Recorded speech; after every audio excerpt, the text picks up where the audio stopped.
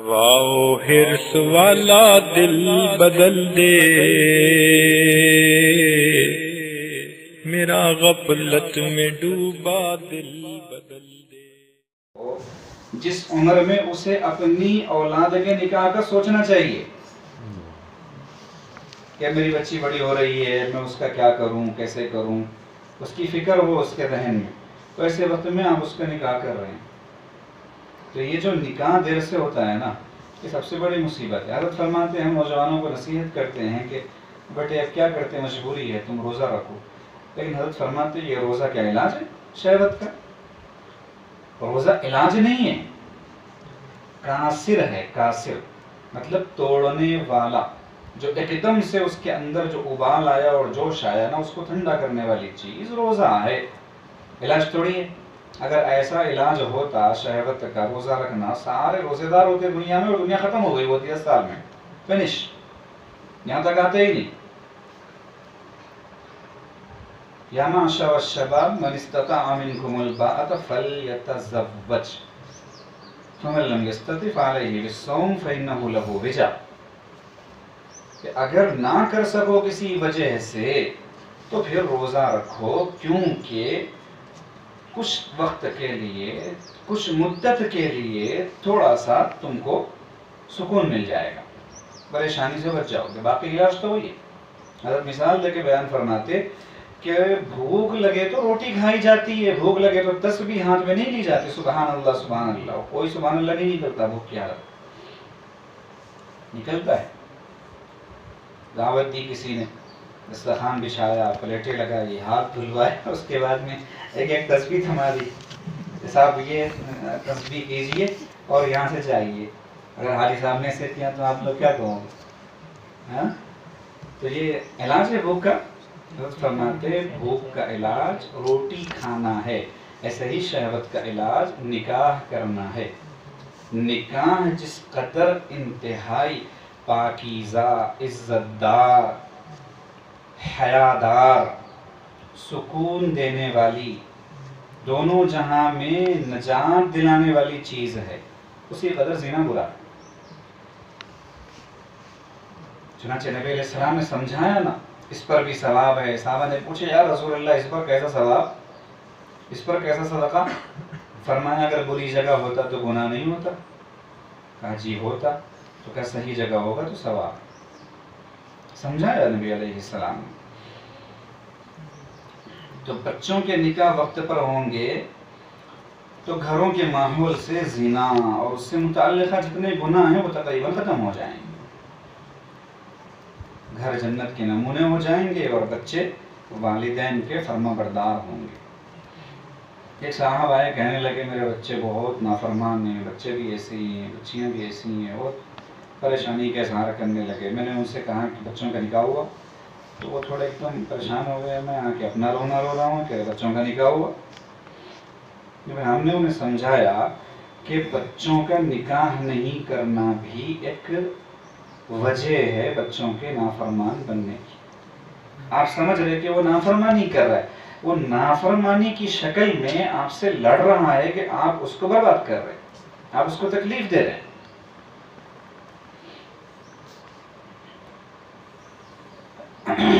پھر ایک اور علاج ہے آخر میں، 2 اور 2 کیا 4 روٹی، علاج بذریعہ مراقبہ، ذکر اللہ کی کثرت شہوت کا بہترین علاج۔ ذکر کی نورانیت شہوت کی حیوانیت کو ختم کر کے رکھ دیتی ہے۔ سلسلہ عالیہ نقشبندیہ میں لطیفہ قلب کا مراقبہ اس بیماری کا بہترین علاج ہے۔ سب سے پہلا سبق ہے لطیفہ قلب، اس سے شہوت کا ہی علاج ہوتا ہے، لطیفہ قلب پر سبق کرنے سے۔ چنانچہ جو بندہ بیعت ہوتا ہے ہمارے سلسلے میں، سب سے پہلے لطیفہ قلب پر نشاندہی کر کے اس سے یہ کہا جاتا ہے اس بیماری سے نکل جاؤ، باقی آگے ہوتا رہے گا انشاءاللہ، کیونکہ یہی سب سے عام ہے، سب سے بنیادی چیز ہے۔ ابھی تو بیعت ہوا کہ جمعہ 8 دن نہیں ہوتے ہیں، یا سال بھی گزر جاتا ہے، لطیفہ قلب پر مراقبہ آدھا گھنٹے پر نہیں پہنچ پاتے، اور آ کے کہتے ہیں ریا بہت ہو رہا ہے اندر۔ میں پوچھا ریا کہتے کس کو؟ ریا معلوم ہے آپ؟ ریا معلوم ہی نہیں، ریا محسوس ہو رہا ہے۔ حسد محسوس ہو رہا ہے، کبر محسوس ہو رہا ہے، تہجد میں مزہ نہیں آ رہا ہے، تو کچھ بھی نہیں ہوا، اسٹارٹنگ ہی نہیں ہوئی، بسم اللہ ہی نہیں ہوئی، لطیف قلب مراقبہ آدھا گھنٹہ نہیں، تہجد میں کیا کا مزہ آئے گا؟ تو لطیف قلب کا مراقبہ پہلے کیجیے۔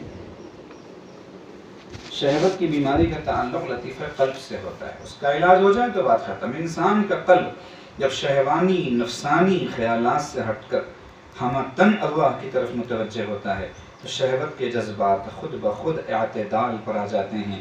جو سالکین یہ محسوس کرتے ہیں کہ ان کے خیالات اور جذبات قابو میں نہیں رہتے، وہ لطیف قلب کا مراقبہ زیادہ سے زیادہ کیا کرے۔ اور ایک بات بلا خوف لومت لائم عاجز اس موقع پر کہتا ہے، دینی خدمات کے چاہے آپ قطب مینار پر پہنچ جائیں لیکن ذکر کے بغیر شہوت کا علاج ہرگز نہیں کر سکتے۔ یہ بات طے، یہ بات طے ہے۔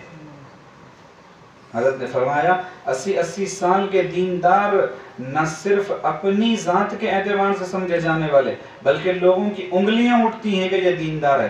انہوں نے آ کے بد نگاہی کا رونا پھوٹ پھوٹ کر حضرت کے سامنے رویا اور علاج دریافت کیا۔ اور جب بات آتی ہے ذکر کی تو بغلیں جھانکنے لگتے ہیں، ٹائیں ٹائیں کرنے لگتے ہیں کہ ذکر کی کیا ضرورت ہے، کثرت ذکر کہاں سے آیا ہے، یہ کیا ہوا ہے۔ اسی لیے تصوف و سلوک اگر پچھلے زمانے میں نہیں سمجھ میں آیا تو اس زمانے میں بہت آسانی سے سمجھ میں آ سکتا ہے۔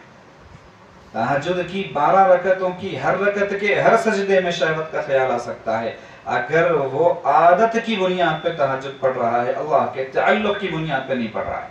اور اللہ کا تعلق گناہوں کا مادہ، جو گناہوں کا جو روگ ہے اس کے ختم ہوئے بغیر نہیں پیدا ہو سکتا۔ اس کے لیے واحد حل کثرت ذکر ہوگا۔ اللہ فرماتے ہیں جو لوگ تقویٰ کی زندگی گزارتے ہیں، تقویٰ کی زندگی گزارنا مطلب گناہوں سے بچتے ہوئے زندگی گزارنا، اور اس کے لیے معاون کیا ہے؟ ذکر۔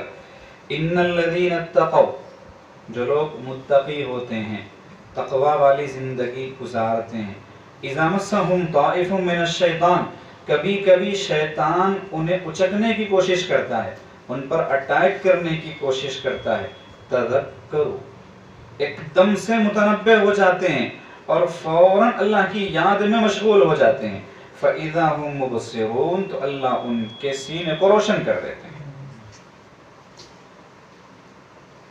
تو ذکر کی طرف متوجہ ہونا چاہیے، کیونکہ شہوت کا جو تقاضا انسان کو مجبور کرتا ہے تھوڑی دیر کا ہوتا ہے، تھوڑی دیر، زیادہ دیر نہیں۔ حظ گناہ میں جب تو گناہ کر چکا پھر کچھ نہیں۔ گناہ کا مزہ ہوتا ہے، تھوڑی دیر کا ہوتا ہے، 1 منٹ 2 منٹ 5 منٹ میکسیمم۔ حظ گناہ میں جب تو گناہ کر چکا پھر کچھ نہیں۔ ایک ذرا سی دیر کا ہے مزہ، پھر کچھ نہیں۔ ایک ذرا سی دیر کا ہے مزہ، پھر کچھ نہیں، بس یہ معاملہ ہے۔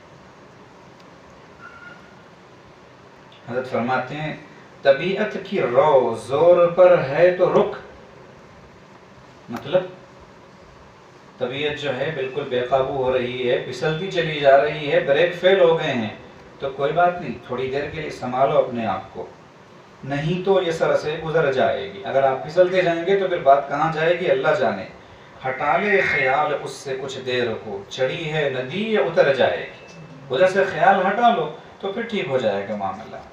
جو جذبات جب بیدار ہوں تو تھوڑی دیر انسان اپنے آپ کو اللہ کی طرف متوجہ کر لے، چڑھی ندی خود ہی اتر جاتی ہے، جس کو خواجہ صاحب رحمۃ اللہ فرماتے ہیں کر نفس کا مقابلہ ہاں بار بار تو، 100 مرتبہ بھی ہار کے ہمت نہ ہار،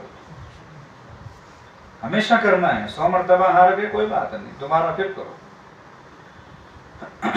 نہ چت کر سکے نفس کے پہلواں کو تو یوں ہاتھ پاؤں بھی ڈھیلے نہ ڈالے، ارے اس سے کشتی تو ہے عمر بھر کی، کبھی وہ دبا لے کبھی تو دبا لے۔ انسان میں موت تک چلتے رہے گا معاملہ، تو کبھی نفس غالب آ جائے گا تو پھر آپ نفس پہ غالب آ جائیے۔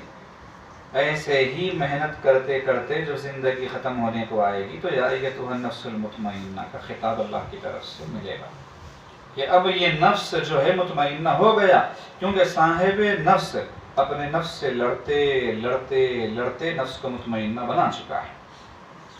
جو ناکام ہوتا رہے عمر بھر بھی، बहरहाल कोशिश तो आशिक न छोड़े, रिश्ता मोहब्बत का कायम ही रखे, जो 100 बार टूटे तो 100 बार जोड़े। तो अल्लाह से मोहब्बत का रिश्ता हमेशा कायम रखना है। टूट गया फिर जोड़ लो, टूट गया अज़ा तो मुराक़बा नहीं हो रहा था, हमने राब्ता ख़त्म कर दिया, शर्म आ रही थी वो, उसके बाद वो मुराक़बा ख़त्म करके, राब्ता ख़त्म करके जो गुनाह कर रहे थे ना उसमें कोई शर्म नहीं आ रही, उसमें बहुत इंजॉयमेंट हो रहा था, मज़ा आ रहा था उसमें। तो आप अगर जुड़े रहेंगे तो गुनाहों से इंशाअल्लाह तोड़े रहेंगे, और अगर इधर से तोड़े रहेंगे तो गुनाहों से जुड़े रहेंगे, ये बात है। तो जब इंसान जिक्र करता है तो कल्ब से नाजायज़ किस्म की ख्वाहिशात जो हैं वो ख़त्म हो जाती हैं, दिल पुरसुकून हो जाता है। अल्लाह रब्बुल इज़्ज़त से दुआ है कि वो हमें पाकीज़ा ज़िंदगी गुजारने की तौफ़ीक़ अता फ़रमाएँ। आमीन। व आखिरु दावाना अनिल हम्दुलिल्लाह।